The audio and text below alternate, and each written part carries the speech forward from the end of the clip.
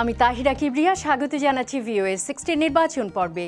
CNN বলছে দেশব্যাপী প্রথম নির্বাচন বিতর্ক যারা দেখেছেন তাদের 25% বলছে ওবামা জয়লাভ করেছেন আর 67% বলছে রমনি জয়লাভ করেছেন। CNN সংবাদ মাধ্যমের নির্বাচনী সমীক্ষার পরিচালক বলেন 1984 সালের পর কোনো প্রার্থী বিতর্কে 60%-এর বেশি পায়নি।